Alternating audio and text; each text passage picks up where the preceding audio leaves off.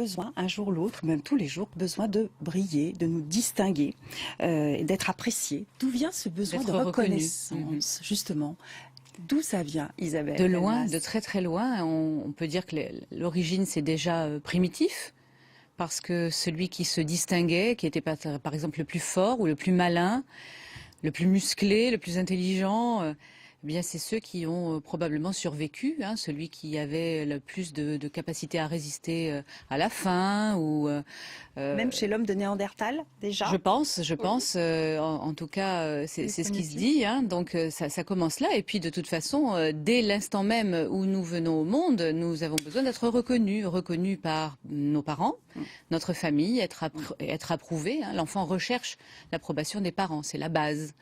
Donc, c'est comme ça qu'il se construit. Bon, alors, quelques explications en images et on se retrouve juste après. D'accord. En amoureux, entre copines, ou bien tout seul. Ah, je suis pas doué. Drôle ou sexy, pour s'immortaliser ou dire j'y étais, la mode est au selfie. Ça veut dire s'auto-prendre en photo tout seul en fait. Un autoportrait quoi. Mais avec la petite caméra frontale des smartphones, partout, tout le temps, tout est possible.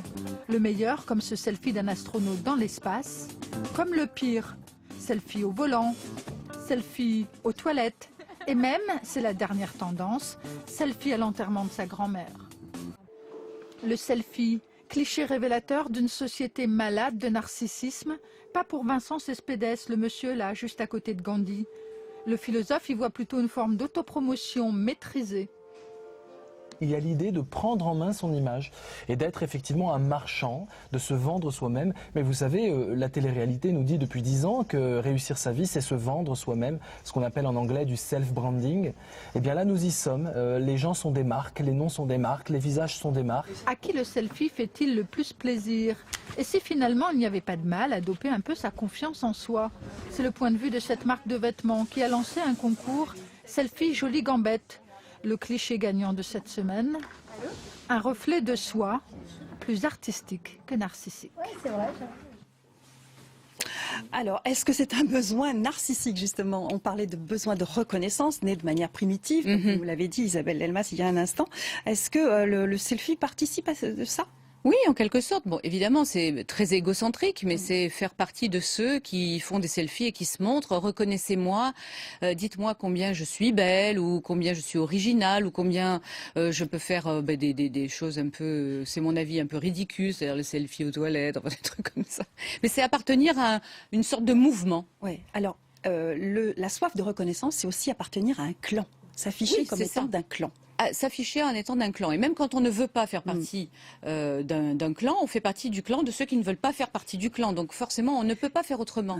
Sur une île déserte, solitaire, au milieu des cocotiers et des iguanes, on n'a pas de problème de reconnaissance.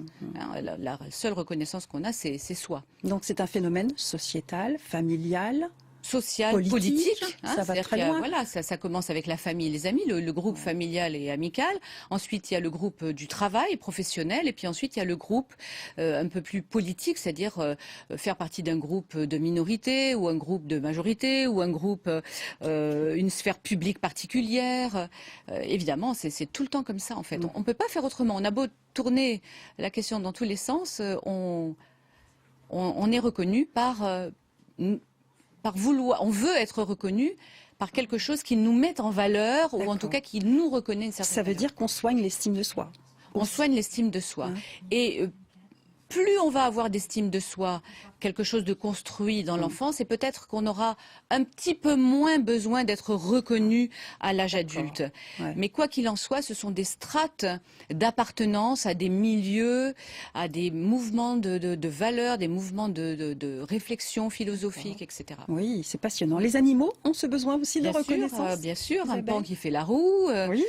Qu'est-ce qu'il fait? Il dit à la femelle, regarde, j'appartiens à ceux qui ont les plus belles couleurs, ou celui qui fait un super nid va dire regarde, le mien est plus beau que celui du voisin. Et voilà, le monsieur qui va avoir la plus belle voiture, ou la femme qui va avoir la plus belle paire de chaussures. Enfin, évidemment, tout ça n'est pas toujours conscient. Hein, c'est vrai.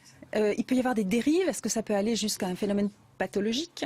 La reconnaissance Oui, à partir du outrance. moment où le simple fait de vouloir appartenir à un groupe va nous faire oublier notre identité première et où on va faire faire abstraction de notre bien-être uniquement dans le but d'être reconnu par l'autre ou par les autres, c'est-à-dire par la sphère publique ou par la sphère intime, c'est-à-dire je vais faire tout ce que ma femme attend de moi ou tout ce que mon mari attend de moi mon propre déprofit ou avec mon patron. Effectivement, là, ça risque d'être pathologique, mais comme je l'ai dit tout à l'heure, c'est probablement à l'enfance que ça s'explique.